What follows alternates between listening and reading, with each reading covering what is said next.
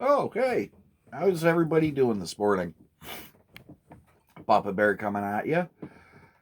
Anyway, I'm just doing a nice little wake and bake session with myself and figured I would end up chatting with everybody there out in YouTube. So why don't you tell me what you're, smoking on this morning? I'm smoking on a little bit of nice white rhino. Yeah, I know, time to change the bong water, but you guys do your thing. I'll do mine. Cheers.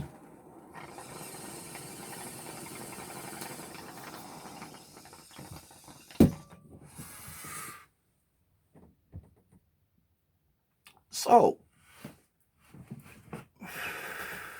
there's been lots going on out in the world. We had the election up here in Canada, and we have Justin Trudeau again as our premier. How you doing? And seeing as how you legalized cannabis, I'd love to extend the offer to Justin Trudeau to join me one day, sitting down smoking on a little bit of whatever.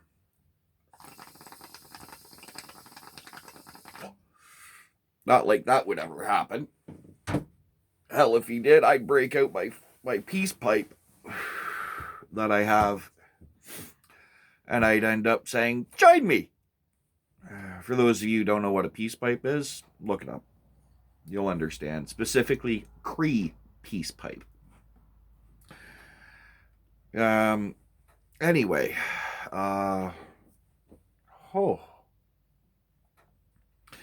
Sorry, I started smoking earlier. So, you'll have to excuse me if I'm a little premedicated.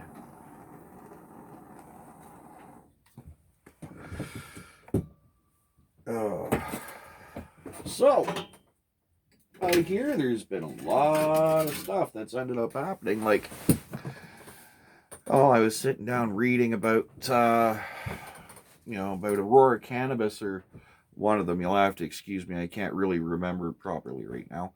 About one of them destroying $77 million worth in cannabis. And meanwhile, the province of Ontario is saying that there's a big shortage with, cannabis, blah, blah, blah. And that the OCS can't keep up with demand. Come on. You can only stock 3-4 strains and your stores and all the rest of this crap. Like, come on, guys. It's not rocket science. Get a good grower who knows how to do everything properly. Especially when it comes to organics. My God. A friend of ours had some stuff from Tweeds. And, I just ended up forgetting just how much better organically grown is. Because for all their, I don't know what you want to say, hoopla saying they're organic and blah, blah, blah, they're not. That stuff tasted so chemically, and it was a strain that I already have at home. So here I am, I'm smoking this stuff, and I'm trying to figure out, okay, how come this stuff tastes so, strange? Like, this isn't my stuff, but I mean, and then I ended up remembering, oh yeah, right, it's the OCS. That stuff sucks. And it didn't even get me as medicated, if that's the way you want to say. It didn't get me anywhere near as stoned as the stuff that I grew. So, what is your problem, guys? It's make super soil. Drop your seedling in there and then just water. Or go out and spend the money and get your proper, seed sprouted teas and everything going on. No wonder why, people from Colorado come up here and end up saying, Colorado's Colorado's the best way to grow that, or Cali. But, you know, if I had a choice, I'd be, you know, I wouldn't buy anything from anybody anymore. I would just, I'd try to keep myself in a perpetual grow. Because, my God, you know, the stuff at the OCS is just garbage. Oh, what was it I had? I think it was Mamma Mia, too. I'm not sure. I can't remember. No, it wasn't Mamma Mia. It was really, wasn't as frosty as it should have been if it was grown properly. It was, ugh. And you'd almost think that it was just like a popcorn bud. Like, I mean, you go out and you pay for what's supposed to be top shelf. You expect to be able to catch the terpenes and the flavors and the flavonoids and all the rest of that stuff, as well as, you know, a good dosage of THC and CBD. But, come on. The stuff that you guys are saying at the OCS is top shelf doesn't even make it out of my trim bin, baby. Like, oh, that stuff is, Ended up trying, I tried to be quiet about it. And you know what? The OCS just isn't for me. And the rest of these, you know, claims of growers being organic, there's a difference between a bottle saying it's organic and you doing it and saying it's organic and knowing it's organic. Like, oh my God. You know, make your seed sprouted teas, guys. Come on. Jesus, water with molasses. Huh. You know, add your nutrients from nature and nature will provide. Trust me. The rest of us organic growers know. Anyway, back to the $77 million that had to be destroyed. You know, why they end up saying that, or why the OCS, the Ontario government, keeps on trying to say that, you know, it's, you know, there's a shortage of this, there's a shortage of that. And meanwhile, you're destroying $77 million? I mean, Jesus. If that stuff wasn't moldy, get it out there. You know, like, come on. In Canada, we all know that the licensed producers, aka commercial growers, yes, and I'm talking to you, Mr. Ex-Chief of Police, you know, we all know that you guys are not organic one bit. You guys are still using bottled nutrients and stuff like that. You know, switch over, have a proper irrigation system set up where you can end up watering and then recycle the water. Check your ppms or your ECs if that's what you want to do, and see what, you know, your compost teas are, you know, putting back in. But I mean, geez. Ugh. Chemical growing stuff. You know, I have to admit, I have spoiled myself. I have grown organically for years, and finally trying some of what's supposed to be top shelf stuff. No. I mean, if you can, you know, take a hoot off of it and you can taste the chemicals that are in it, you know, it can't be any worse than that. I mean, come on, guys. No offense, but, Ford, I think you're shitting the bed.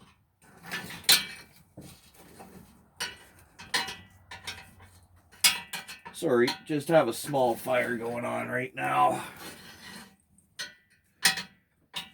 Just a little one. Because it's not that bad today. I mean, it's November, there's snow on the ground, but I mean, I'm sitting at 10 degrees Celsius, which is about 50 degrees Fahrenheit. And it's supposed to be like -2, which would be about 24, something like that. So, I'm doing all right. The only reason why I have my jacket on is because, well, I just want to leave my jacket on. So, anyway, back to that whole $77 million worth of product being destroyed. As far as I'm concerned, like I said, if that stuff wasn't moldy, that should have been in the OCS, because guaranteed whatever it was would have, ended up killing your supply shortage. And a buddy of mine, I ended up finding out quite recently, well, apparently ended up getting in trouble with the law over the summer. I didn't know about this. Turns out that he ended up getting nailed for having too many plants, which I thought was still rather interesting. He's not a medical grower. There's no AMCPR there or anything else. It was just all recreational. 4 plants per address in Canada allowed. Well, apparently he wanted to preserve the genetics of the one strain, decided to make a clone. Well, apparently that's considered over your 4 plants. It hadn't even rooted yet. So he ended up getting a fine. And that was it. But still, that's why I say people should always check the laws before they start doing anything like that. In Canada, seeds are not illegal, but if you sprout a seed and have a taproot, it's considered a viable plant. So does an unrooted clone. If you have a bunch of clones that are just sitting in water, and not on the ground, you can get nailed for having a viable plant without roots. Go figure. So anyway, like I said, he ended up getting a fine. I forget how much he said it was, but the fact is that he got a fine for it. And all he did was he had just dropped it into a rapid rooter. You figure that one out. Reason why he ended up getting nailed for it is because the cop watched him do it. And then he got up, walked over, and went and said, "Congratulations. Enjoy." To me, that's kind of, kind of BS, really. Because, that's just, as far as I'm concerned, it's wrong that he ended up even getting a fine. As far as I'm concerned, the cop should have walked over and warned him and said, "You put that in rock wool or anything, you go to sprout that, I can nail you." No, don't put it on. No, don't put it on. No, don't put it in that water. Just put it on the table. Life is good. That's what the cops should have done, in my opinion. You see, that's the thing that a lot of people don't realize. A little bit of, understanding. And if the cop had have done a little bit of, public relations work at that point, my friend would have more than likely and not fought the charge or not fought the fine. That's it. Sorry, still kind of hazy as to what's a fine and what's a charge when it comes to cannabis now. So, yeah. Anyway, So anyway, he ended up fighting the ticket, the fine, whatever you want to say. And he explained to the judge, it wasn't even rooted. Apparently, Your Honor, as the police officer is so eloquently put, they watched me do it, and then they fined me. If they had have told me I think he said, if they had have told me that I was breaking the law by trying to make an unviable clone, then I would have just dropped it. So he fought it, and he won. Apparently, the in the you may as well say the judge, in the judge's eyes, the cannabis laws are a little fuzzy, and it, in his opinion, it did not determine or show what stage of root show or root growth determines what could and couldn't be a viable cutting. So the judge ended up, overturning the ticket, and then, again, said, dismissed. And yeah, I didn't know about that. Huh. Guess it's a good thing I have a medical license to cover my butt if, the local police want to pop by and take a look at everything. So, yeah. Ended up finding that out. And I have not started the seeds yet for the strains. And the reason why I haven't started the seeds yet is because I'm going to be going away at the beginning of the month.